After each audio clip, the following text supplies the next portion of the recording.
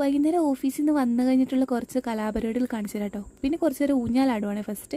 എനിക്ക് ഇങ്ങനെ എവിടെയെങ്കിലും പോയിട്ട് വന്നാൽ കുറച്ച് നേരം ഇരുന്ന് ഊഞ്ഞാലാടണം. അപ്പോൾ ഭയങ്കര സമാധാനം. അമ്മയുടെ ഒരു സാരി വെച്ച് കെട്ടിയതാണ്.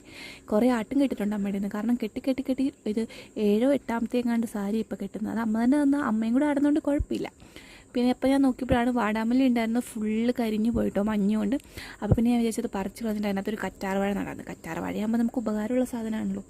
അപ്പോൾ അതിനായിട്ട് ഞാൻ ആ മണ്ണ് മുഴുവൻ കൊട്ടിക്കളഞ്ഞ് അതെല്ലാം ഒന്നുകൂടി തട്ടിപ്പൊത്തി ഇളക്കി മറിച്ചിടുന്നുണ്ട്. ഞാൻ കല്ലും ആദ്യം ഇട്ട് കൊടുക്കുന്നുണ്ട്. പിന്നെ കുറച്ച് ചകിരി ഇടയ്ക്കിടയ്ക്ക് ഇട്ട് കൊടുക്കുന്നുണ്ട്. ഇല്ലെങ്കിൽ വെള്ളം കിട്ടുന്നിട്ട് കറ്റാർവാഴ ചീഞ്ഞു പോകും.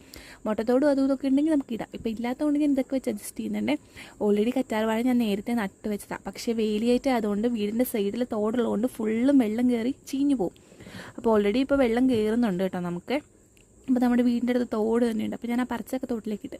അപ്പോൾ ഇതാ തോട് ഇപ്പോൾ ഇറക്കായതുകൊണ്ട് നല്ലപോലെ വെള്ളം ഇറക്കായതുകൊണ്ട് നമുക്കെല്ലാം കാണാൻ പറ്റും തോട്ടിൽ. പിന്നെ നമ്മുടെ വീടിൻ്റെ ഫുള്ള് കണ്ടലാട്ടോ.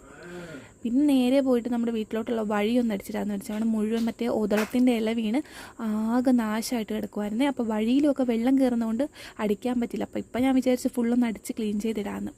ഇല്ലെങ്കിൽ വല്ല എഴുജന്തുക്കളും കയറി കടിച്ച് അറിയൂല. ഇപ്പോൾ കിടക്കുന്നതുകൊണ്ട് നമുക്കറിയാൻ പറ്റില്ല. പിന്നെ മുറ്റമൊക്കെ ഒന്ന് തൂത്ത് സെറ്റാക്കി ചെടിക്കൊന്ന് വെള്ളം ഒഴിച്ചെല്ലാം ഒന്ന് നനച്ച് സെറ്റ് ചെയ്തെടുക്കുന്നുണ്ട്. പിന്നെ എല്ലാം കഴിഞ്ഞ് വന്നപ്പോഴത്തേക്കും ഞാൻ വിഷമിച്ചു. പിന്നെ ഞാൻ നേരെ പോയി എൻ്റെ ചെറുക്കനെയും കെട്ടിപ്പിടിച്ചിരുന്ന് അങ്ങ് ഉറങ്ങി. അത്രയേ ഉള്ളൂ. അപ്പോൾ ബായ്.